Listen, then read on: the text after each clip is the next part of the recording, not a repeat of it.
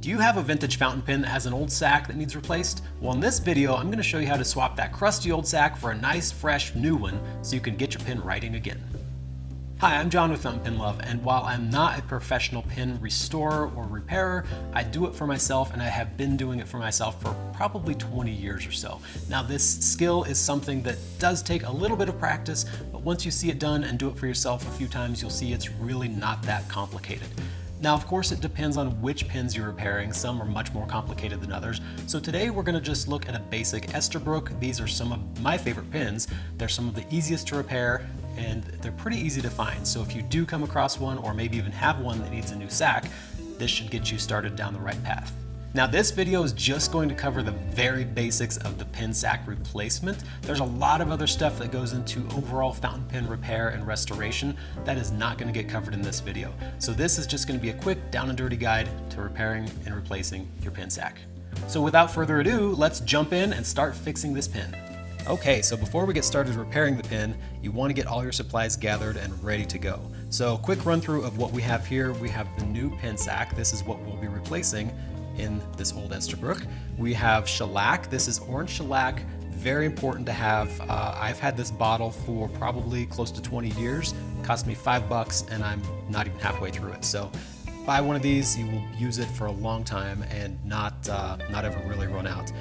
You'll need like a razor blade, something to cut the sac down to the right shape, or sorry, the right length. I have this dental pick and I use this in case there's any dried up sac inside the pen body. I can reach in and pull it out. You don't have to have a dental pick specifically, but something long and that will allow you to get inside the pen barrel. So a piece of clothes hanger, a little bit of wire, something like that. I also have this talc. You want to put some talc on the pen sac that keeps it from sticking inside the barrel. Now, I didn't use talc for many years and my pens work just fine. So if you don't have talc or if you don't want to purchase any, that's probably not a huge deal, but it's recommended that you do use this, and I'm going to be using it today.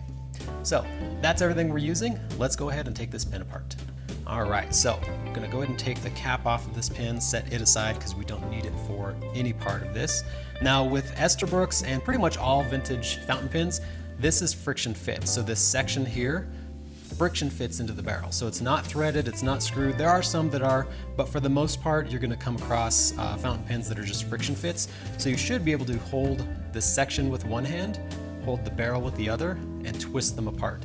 One thing to note with Esterbrook's in particular, leave the nib in. The nib does unscrew and come out, but I have crushed some of these sections before if there's nothing in here to support it. So definitely leave this in here so when you're squeezing and twisting, you don't crush this, because then you have a bigger repair on your hands. You have to find a new one, and that's not fun.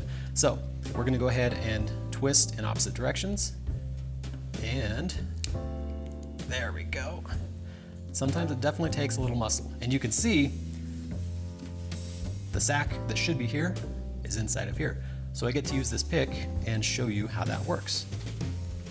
So I have this dental pick here. I usually just go with this skinny part and go in and start pulling it out. Hey, there we go.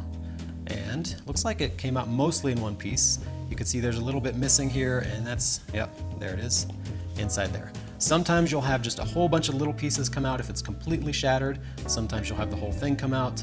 You can see this one is very brittle, so that is why this pen doesn't work anymore. This is completely solidified. I think they say it's ossified, and that's why it's not holding any ink. So you just kind of want to make sure that all of the pieces are out of there. I usually just kind of run the pick in here, make sure any stuck pieces are out, give it a few taps, and this barrel is clean, empty, and ready to be set aside during the repair. Now, another thing I want to point out, I have this nice big piece of paper on my work surface. You want to protect your work surface somehow, because a lot of these old sacs have ink, dried up ink in them. So if they crack and go all over the place, it's not just going to be these little rubber pieces, it's also going to be dried up ink. So definitely protect your work surface. Do this somewhere that can get messy or that's really easy to clean up or well protected, so that you don't have ink stains all over the place. Now, let's go ahead and brush these over to the side. Where the sac broke off, I still have little pieces of sac stuck on the section here. This is one of those things that you probably will want to use a razor blade for.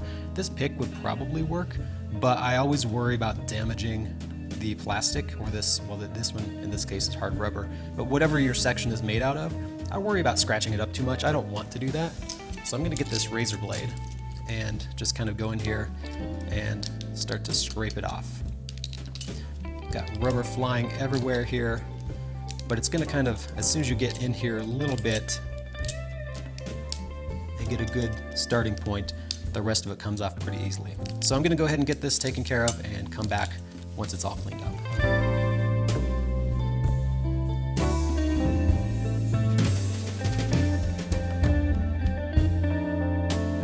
All right, now that was quite messy. Another thing I would suggest is putting on some safety glasses. I had a few pieces of the sack fly up and hit me in the eye, or not in the eye, but it was close to my eye. So definitely probably wear some eye protection when you're scraping off this old sack, unless you want a little bit to land in your eye, and that's never fun.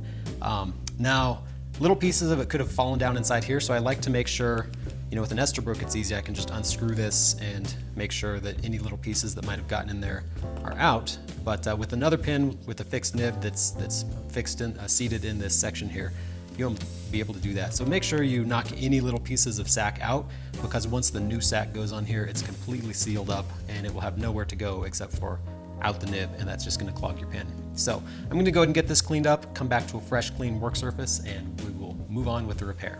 All right, we're back. Now, the next thing we want to do is get this sack cut down to the right size to fit into the pin barrel here. So what I like to do, sometimes if you have the old sack, you can just literally measure it, so it's the exact same length, go ahead and cut it, and you're good to go. But if your old one is broken like that one was, if it's not there anymore, you'll have to put the sack into the barrel and measure it. Now, one thing I do want to mention also is you do need the correct size of sack. They come in different diameters, and so there's a handy resource I will put in the comments. Pindemonium sells all these pin repair supplies, not sponsored or anything like that. That's just where I get them from.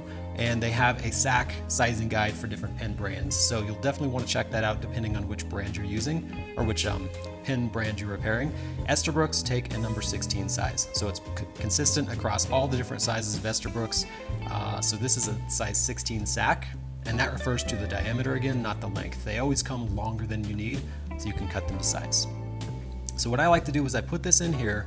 If you look at the way this fits together, you can see that the sack attaches just to this section of the section.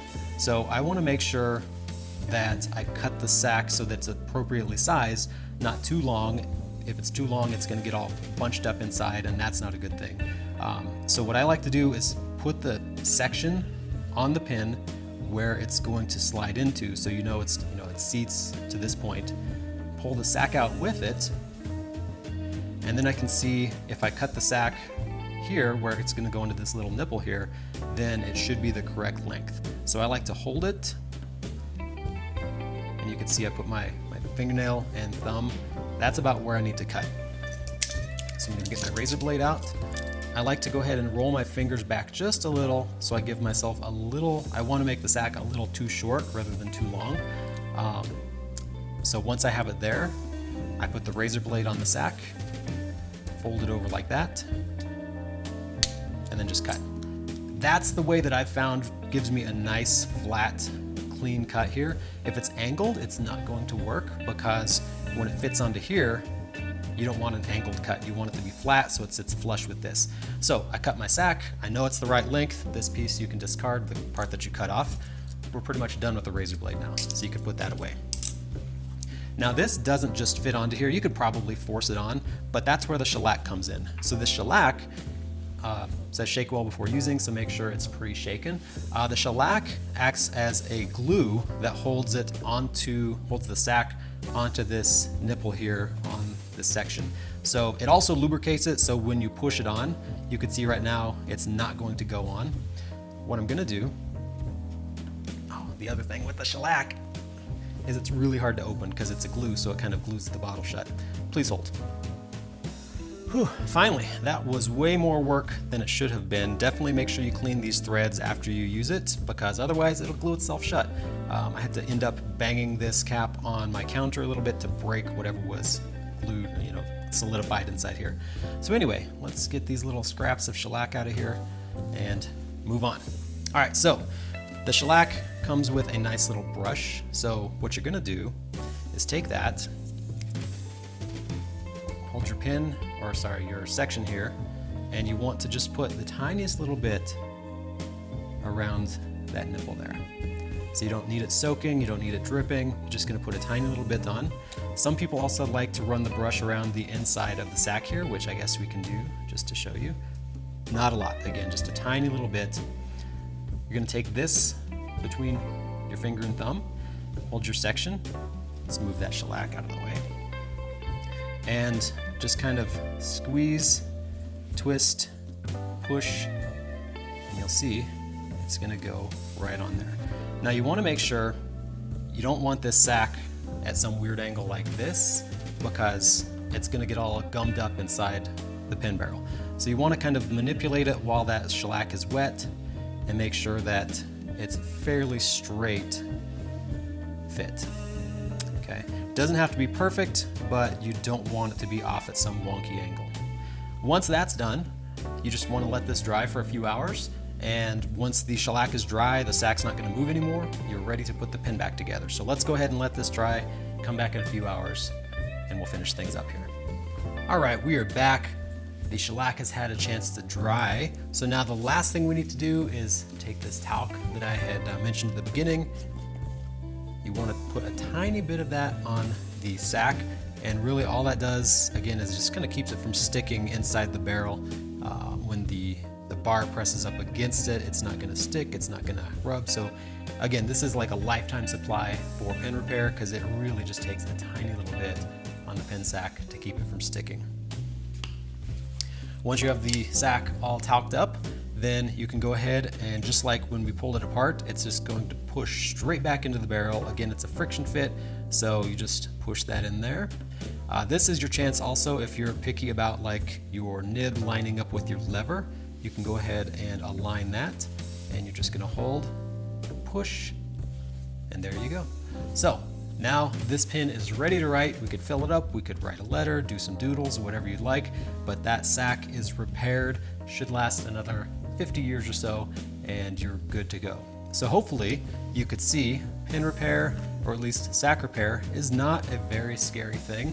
You need the right tools, you need a little bit of time, you definitely need strong hands if your shellac gets stuck closed, but other than that, it's a pretty quick and easy process. I know it can be intimidating at first, but I highly encourage you, give it a try. Then you can take an old pin that doesn't work, get it restored, and writing again.